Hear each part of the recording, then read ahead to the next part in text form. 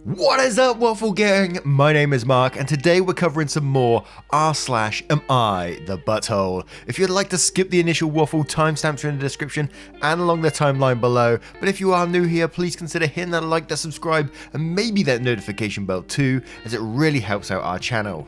Now yesterday, someone was telling me that they was in their car with their parents and they put one of our episodes on, and all they heard is me shouting, "What is up, Waffle Gang?" I would have loved to have seen their faces. They're like, what the fuck you listen to?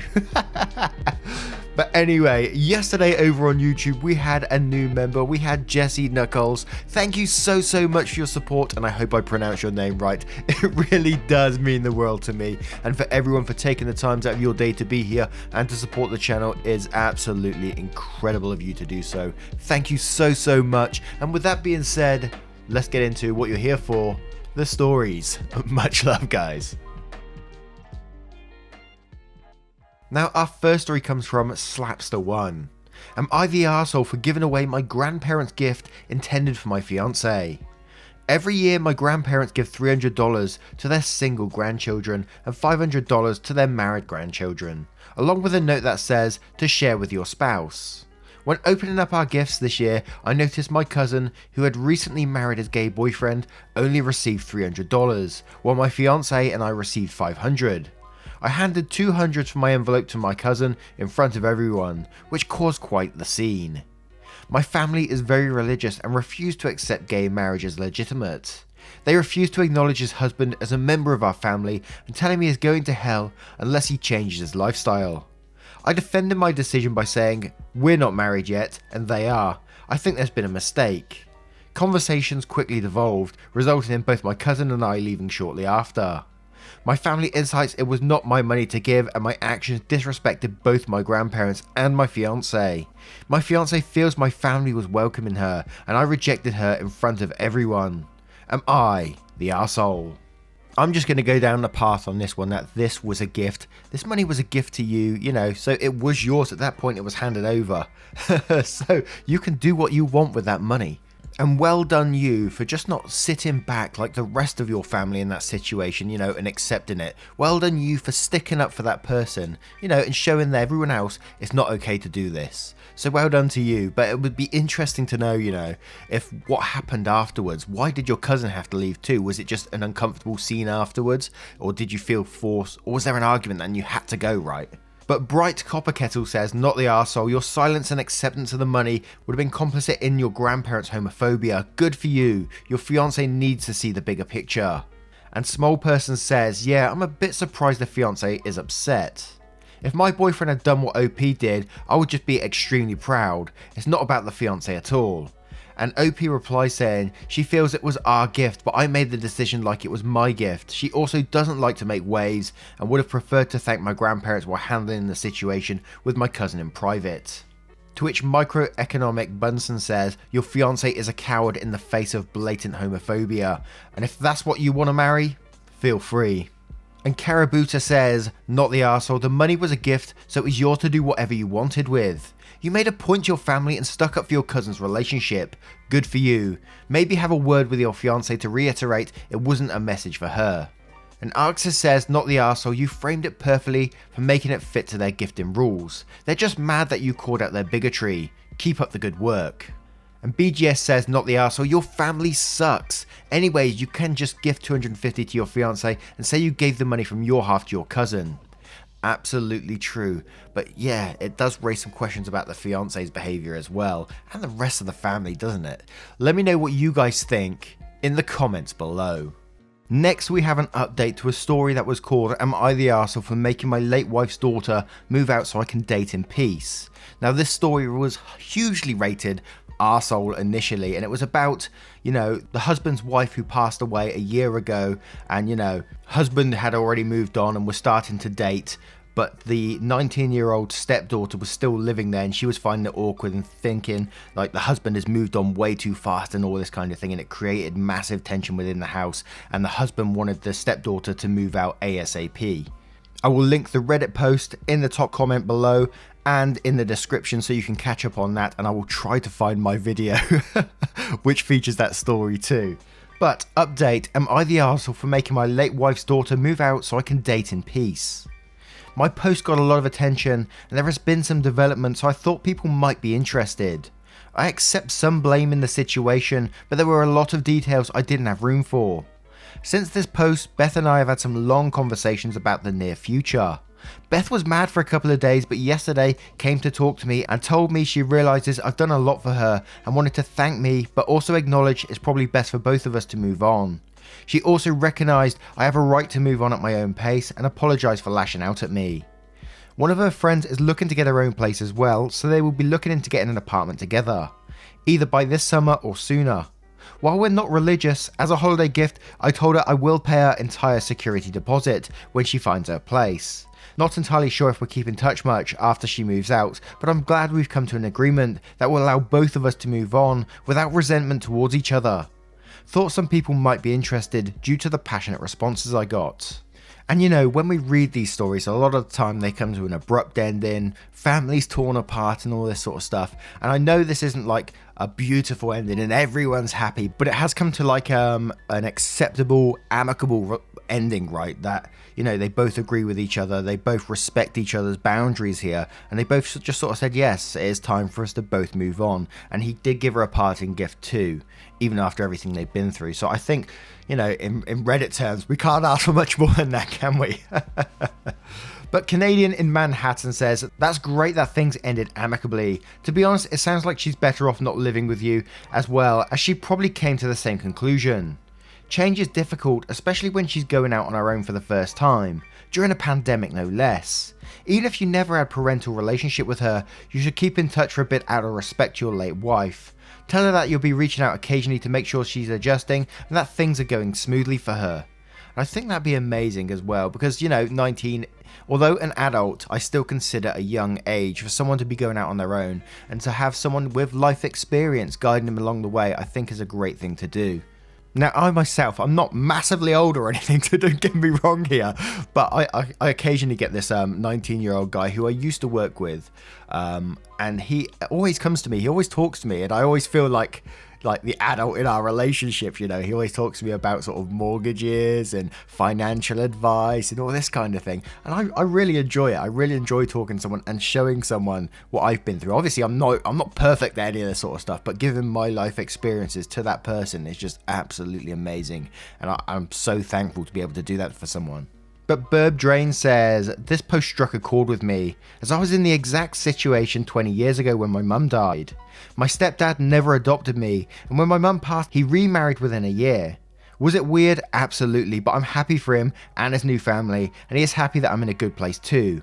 We don't keep in touch that much, we text mostly and look each other up when we're in the same town, but we're important to each other in ways that his new family and my spouse and in-laws don't really understand. It's a different kind of family, but there's still a lot of love and respect. He'd absolutely help me out if I needed it, and he knows I would help him out too. I wish you and your wife's daughter both the best, that love for your wife and her mother will carry on, and you'll always be important to each other in some way. And that sounds like an amazing relationship to have, like completely separate from everyone else, but you know you still have that love and respect for one another. Does any of you have the same situation in your lives? Let me know in the comments below. Now our next story comes from Lost in Reverse. Am I the arsehole for respecting my late brother, 45 male, wishes and not telling his ex-wife, 46 female, about his diagnosis and not informing anyone about him passing away? My parents died when I, 38 female, was 11. I didn't have any extended family in the US, so my brother, 45 male, raised me after that. He was basically my dad, and a good one. When I was 15, he met Olivia, 46 female. They dated for 2 years before getting married. They had 2 daughters together, Sarah 12 female and Amelia 14 female. They were very happy together. My brother was a family man, so he was living his dream. 5 years ago, my nieces went camping with their uncle, Olivia's brother. When they were driving back home, they were hit by a drunk driver. Amelia and Olivia's brother died at the scene. Sarah arrived at the hospital alive, but she didn't survive the surgery. It almost broke my brother. He managed to suffer in silence to help Olivia, but they managed to survive, and I thought they were strong. From the outside, it seemed like they really loved each other.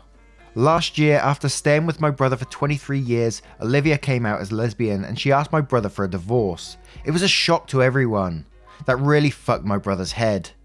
During the divorce procedures, my brother started feeling sick. He eventually was diagnosed with stage 2 pancreatic cancer.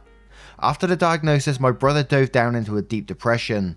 He moved in with me, Houston to Hartford. He isolated himself for everyone. The divorce was handled only through his lawyer, and he cut contact with Olivia and asked me not to tell anyone about his diagnosis and deactivate his social media. He was severely depressed. He went through 2 rounds of chemo and 1 major surgery, but unfortunately it didn't work as he was terminal. My brother's depression went deep as it could. He barely spoke to anyone at that point. When he had the energy, he liked playing with my kids, otherwise he just spends his time looking at old photos and videos. Before he died, he told me that he didn't want a funeral, that he wanted to be cremated, that I didn't inform anyone about his death, and that I spread his ashes in a certain place. It is in Lake Vermont, where he used to take the girls to hike.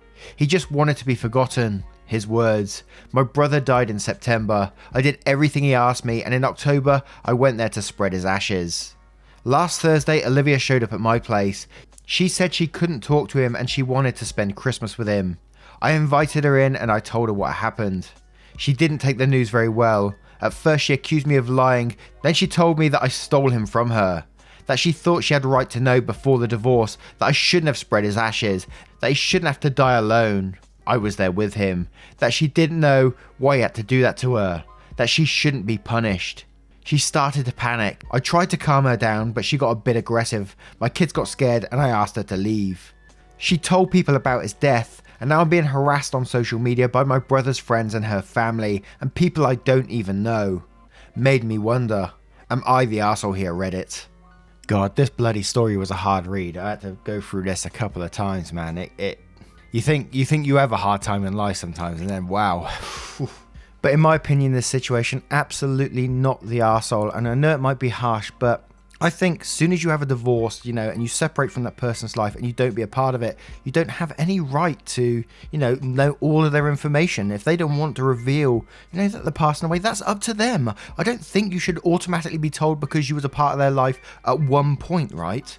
You were just following your brother's wishes, and I think you just done right by him in the end, and that's all you can do. And I'm so sorry that you and your family have had to go through such tragedy. That is awful. But MLB64 says, not the arsehole, you were respecting your brother's wishes. However, since it's out there now, run an obituary for him, which includes the statement that the announcement of his death was delayed at his request, as well as the fact that he chose to share his diagnosis with very few people. Tell anyone who asks that Olivia chose to give up legal right to know about his condition, and he chose not to share it with her. Arizona says, not the arsehole, you respected his final wishes. Once she divorced him, none of this was up to her. And showing up out of the blue without communicating with you is a bit of a boundary breach.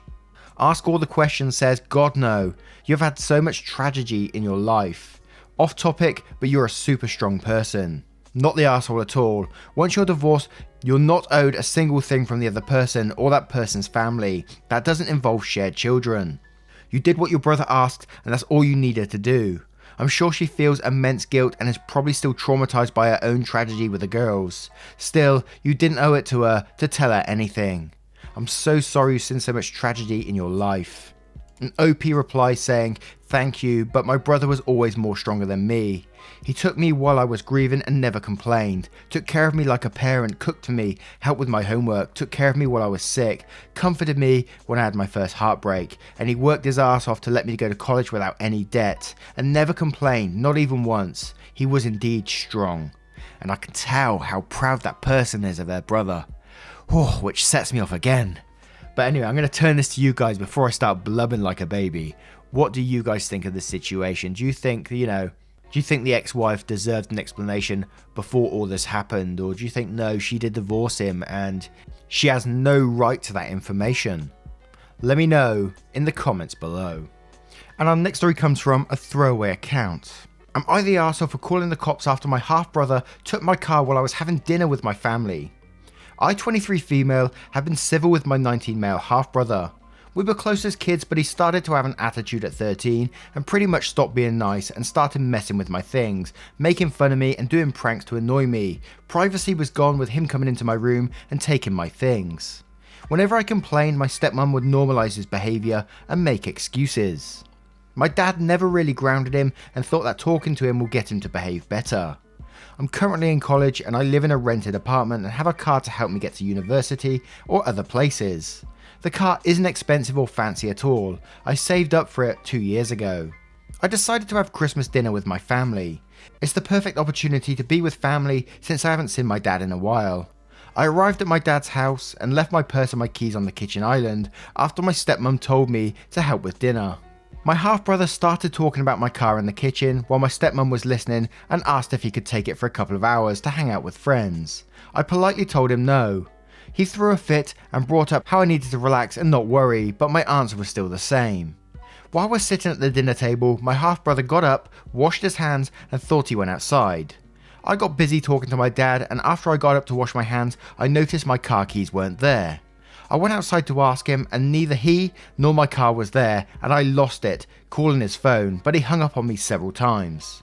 I was furious. I told my dad I'd call the police if he didn't come back with my car. My stepmom jumped to defend him and said I was being unreasonable to call the police. I called him one last time, then I called the police. My stepmom freaked out when my half-brother got picked up by the police. She told me to explain the situation to the authorities, otherwise he'd spend the night in jail. But I refused, especially since I hadn't got my car back.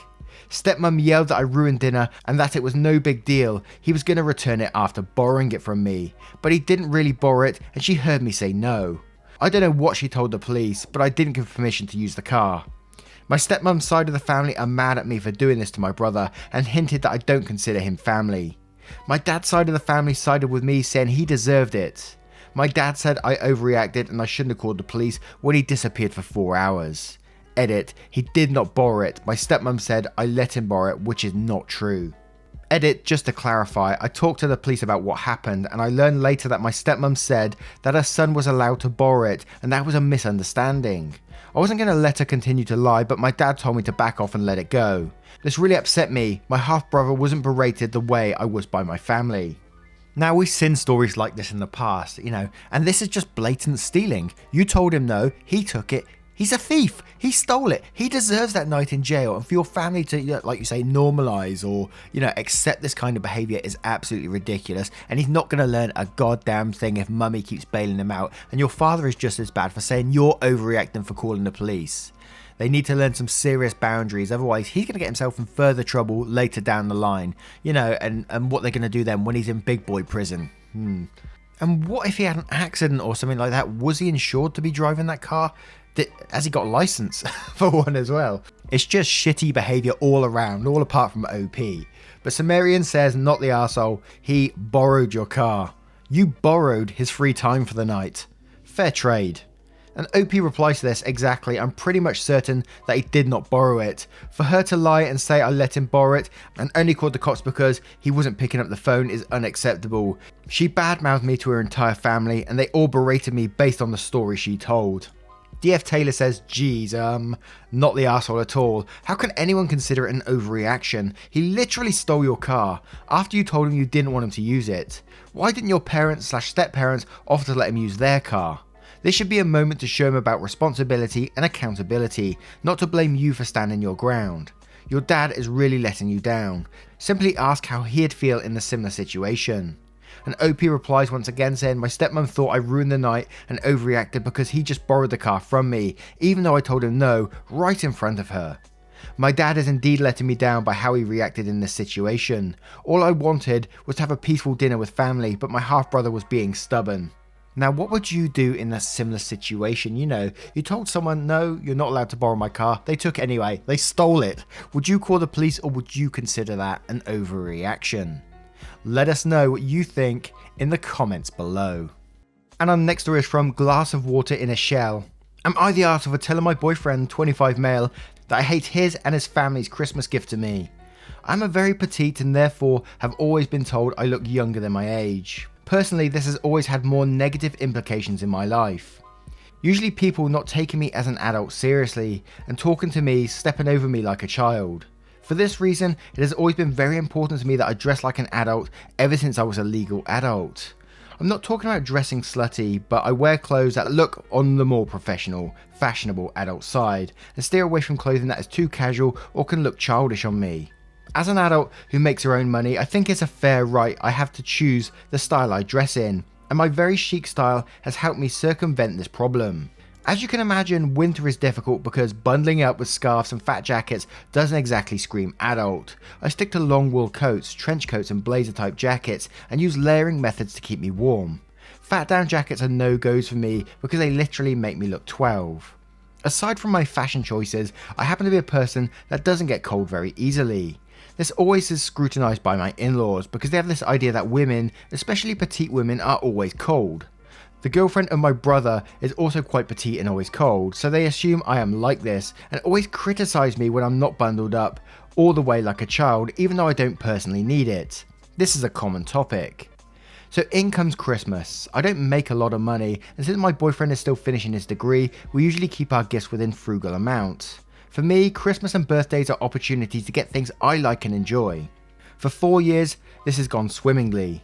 A month before Christmas, my boyfriend and I went for a walk and I wore a rather thin long coat, and he's told me that it's time I get myself a proper jacket. I told him that I don't want one because the ones within my price range aren't even that much warmer than my coats, and the ones that are actually incredibly warm with all those science warm making things are way above my price range, plus I don't like the way they look.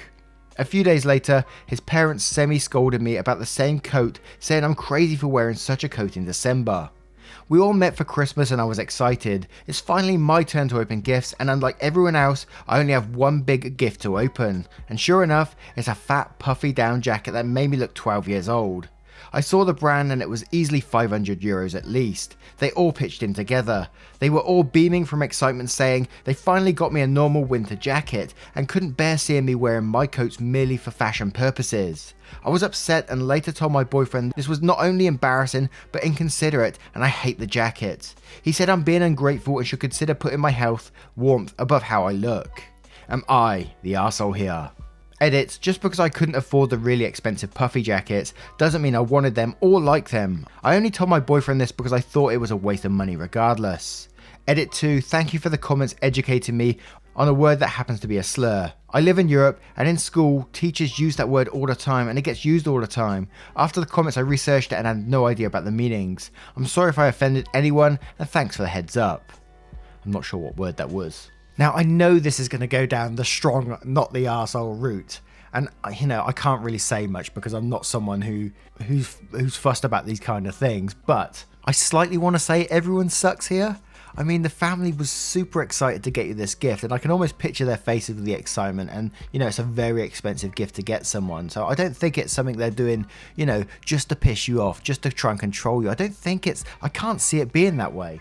And I say everyone sucks here, but this purely comes down to, you know, how much it was really discussed before. How much of a point did OP make that they don't like those jackets? And I'm trying to step back and say, like, you know, this family's looking at her and they know she's a very fashionable person. She wears very fashionable clothes. They can obviously see that. So they club together to get a very fashionable jacket.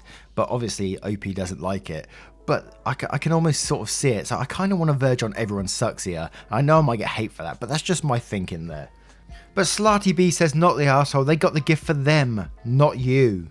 And Crazy Mary says not the arsehole, get that gift receipt and return ASAP. They want to control you and hate that they cannot. This will only get worse.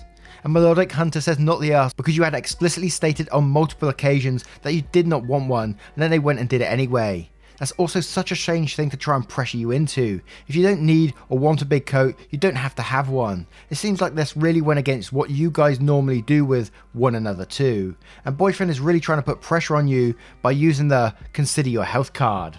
And Troy91 says info, have you ever expressly said that puffy jackets are something you seriously dislike? I'm leaning towards everyone sucks here as your reaction and calling the generous gift inconsiderate will depend solely on the degree this has really been discussed. It would have been more tactful to tell your boyfriend that it wasn't your style but you appreciated the thought and the expense gone to, and then ask if it was possible to exchange for one of those science warm making coats that would ordinarily be out of budget. Also, your boyfriend needs to learn the no clothes lesson of gifting. It's hard to do right, gift vouchers or specific instruction are better. Yeah, I'd never buy my nieces. They're very fashionable. I'd never ever buy them clothes. Just too risky, man. And OP replies, thanks for the question. Because of the word limit, I couldn't mention that point. But yes, since this is such a topic all the time, I've mentioned throughout the years that I don't like jackets like that. And I keep perfectly warm in my coat and also with layering underneath, so I don't need a puffy coat. Which in that case, I retract my everyone sucks here and it goes back to a not the arsehole. But what do you guys think of this story? Let me know in the comments below.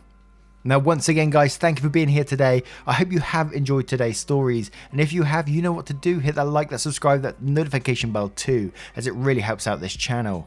Now, just a huge thank you, as always, for taking the time out of your day to be here. I cannot express how much it truly, truly means to me. It makes a huge difference for what you do for me. And I'm so, so thankful for it. Thank you so, so much, guys. And I will see you in the next one. Take care. Much love. Bye-bye.